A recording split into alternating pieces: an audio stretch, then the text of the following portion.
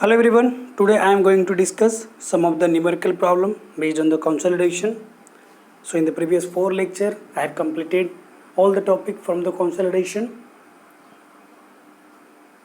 So in the GATE or in the EX examination, generally the question come from these topics, and during these topics, I have completed or I have discussed some of the numerical problem.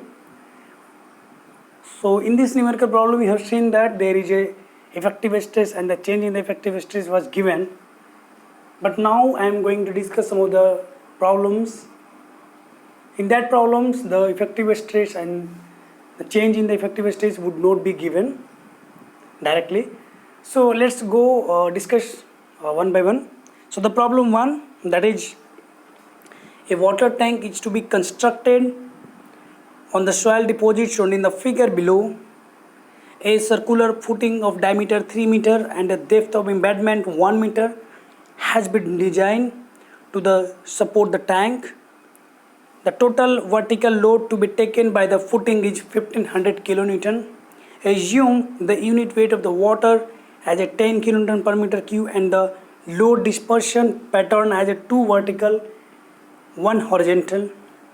The expected settlement of the tank due to the primary consolidation of the clay layer is. So now in this question we have to calculate the expected settlement of the tank due to the primary consolidation in the clay layer okay. So see in this figure this is given the top soil layer, that is a silty sand, and the second layer is sand of thickness 6 meter, then normally consolidated clay layer, that is height is 10 meter, and the bottom layer, that is then sand. So for the normally consolidated clay, saturated unit weight is given 18 kilonewton per meter cube, compression index is given 0.3 and initial void ratio is given 0.7. So for calculating the total settlement, we have to calculate the initial effective stress. We have to calculate the change in the effective stress for the clay layer. So we will calculate the effective stress at the middle of the clay layer. Why we will calculate the middle of the clay layer? Because you will see the diagram, the dispersion diagram, then you can get the idea that on the top of clay layer the dispersion area is less, or on the bottom of the clay layer dispersion area is more. So by less area of dispersion at the top of the clay, the effective stress would be more on the top and effective stress would be less on the bottom of the clay layer. So effective stress is not constant throughout the thickness of the clay layer, that is variable. So what we will do, we have to take the average of that value. So how we will take the average of this value? So by taking the average of that value, we have to be consider effective stress at the middle of the clay layer, not at the top, not at the bottom, at the middle of the clay layer. Means suppose the clay layer height is in this case is 10 meter, so we have to be calculate at a depth of 5 meter. So in this figure that middle of the clay layer is mentioned by the red dotted line, and that is 5 meter below the bottom of the sand layer. So at this point or this line we can calculate the initial effective stress, and this effective stress we can calculate. See, effective stress we can calculate by using the effective stress theory. We can calculate the total stress by summation of all the weights whatever is lying above on the line minus water pressure, or directly we can calculate the effective stress because the water is soil is getting affected by the water. So wherever is the water soil in the submerged condition, you have to take the submerged unit weight instead of saturated. Are you getting my point? Okay. So let's consider the let's find the effective stress at the middle of the clay layer. So see, top 2 meter height is silty sand and it has a unit weight 15 kilonewton per meter cube. So we can get 15 into 2 plus, so see the groundwater table is at the bottom of the silty sand. So this sand layer is in submerged condition. So we have to take the submerged unit weight. So we can calculate the submerged unit weight. So 18 minus 10 into 6 plus Then again 5 meter of thick of clay layer is also in submerged condition. So again we have to be calculate to submerged condition, submerged unit weight for the clay, so that we get 118 kilonewton per meter square.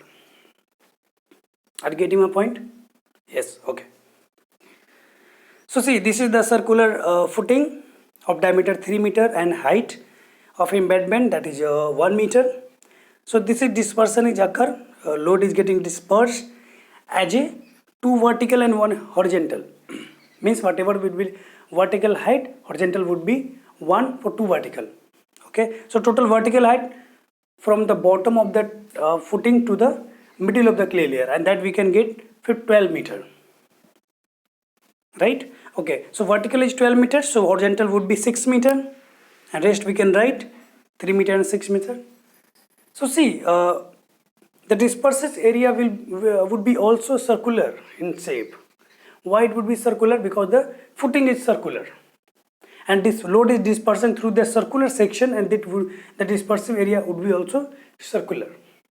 You will understand this thing by taking the example of torch. If you are projecting a light through a torch on the wall, so if the front face of the torch is a circular, then whatever the light projecting on the wall, it would be circular. So this is the same case. So now the dispersion area is also circular in shape, so we can calculate the area, and we can get pi by 4 into d square, and d we have 15 meter. So now we have the area and we have the load applied, that is 1500 kilonewton load is applying on the footing. So we can calculate the change in the effective stress. Why I have written change in the effective stress? Because before applying load on the footing, whatever the effective stress initially we have mentioned, so change is happening due to the applying load on the footing and due to the loading footing condition. So that would be we will take as a change in the effective stress, right? Okay, so we can write delta sigma dash, and then we get 8.488 kilonewton per meter square. So now we can apply this formula. We have the CC value, that is 0.3, that is mentioned in the figure. We have the E0 value, that is also mentioned in the figure, 0.7, and we have the H0 value. We are calculating the total settlement for the clay layer, so we have to be find or calculate the total thickness of the clay layer, and that is the 10 meter. We have the sigma dash naught initial effective stress, that is 118, and we have the delta sigma dash. So after putting all these value in this equation, we can get the total settlement, and that we get 53.236 mm. Are you getting my point? Two things you have to be keep in mind. The first, you have to calculate the initial effective stress, and for a layer you have to be calculate the middle to take the average. Okay, and you have to look for the delta sigma dash, means change in the effective stress, and that would be whatever the load will be whatever the load is applying on the footing. So based on that condition, what are the type of footing, what are the shape of footing, and what is the dispersion pattern. So based on that relation, we can get the what is dispersion area. So based on the dispersion area, we can calculate the delta sigma dash or change in the effective stress. Rest you can put in all these value, you can put in this equation, and then you can get the result, right? Okay, let's go for the second question. Second question, a saturated undisturbed soil sample from a clay strata has a moisture content of 2.22% and a specific weight of 2.7. Assuming unit weight of water, that is 10, the consolidation settlement of the same clay layer under the square footing, neglecting the cell weight with the additional data shown in the figure below. Assume the stress distribution as a 1 vertical and 2 horizontal from the edge of the footing. Okay, this question is come in a GATE 2009. So let's go for the, now we have the initially water content, and we have the specific gravity of solid particle. So by using that relation, E into S is equal to GW. So for we are calculating the for saturated clay means degree of saturation is 100%. We can put the value of S is equal to 1. So by putting the value of S is equal to 1, we can get the relation E is equal to GW. So G we have, W we have, we can calculate the E, and that we get 0.6.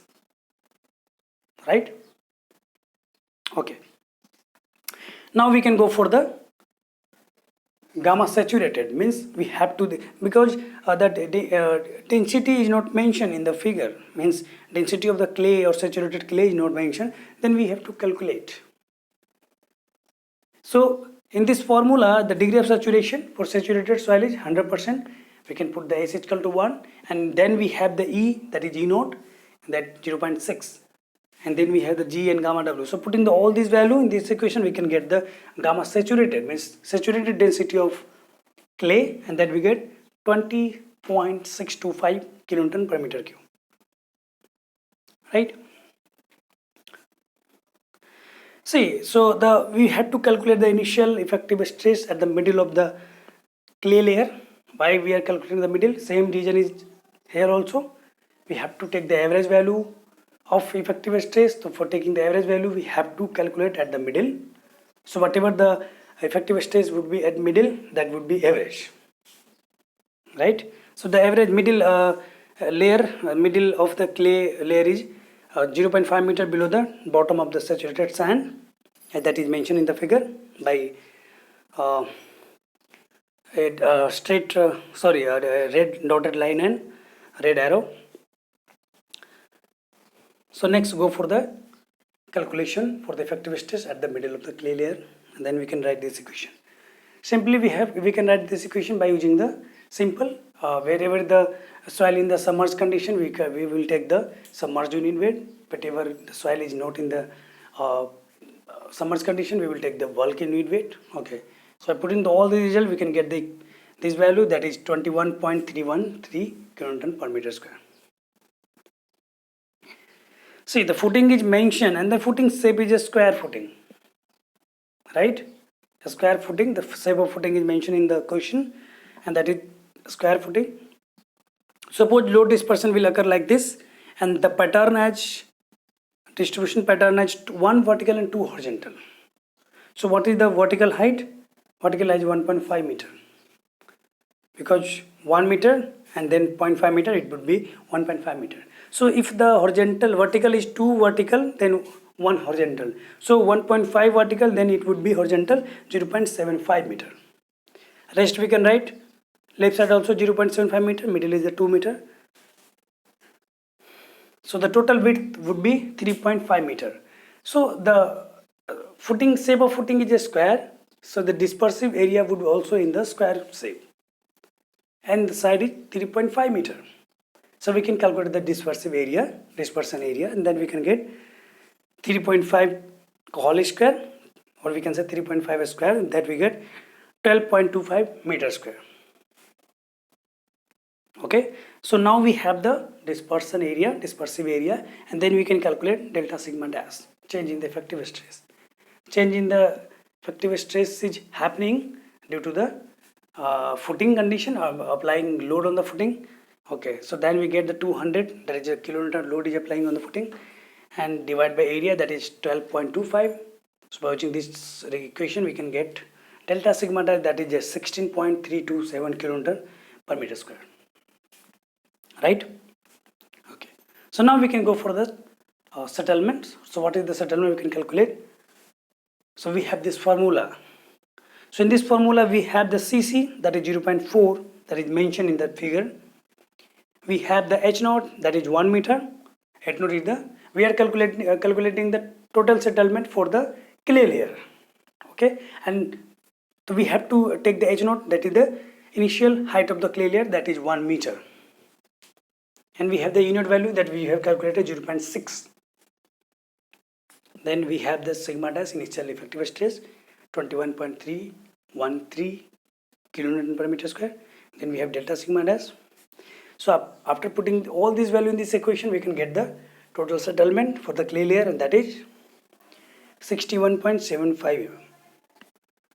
So in this question, only have to focus again. We have to, in this question you can see there is a initial void ratio was not given.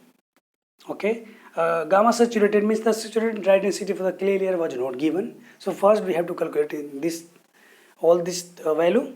So after calculating this value, we have to calculate the initial effective stress. Then we can go for the change in the effective stress.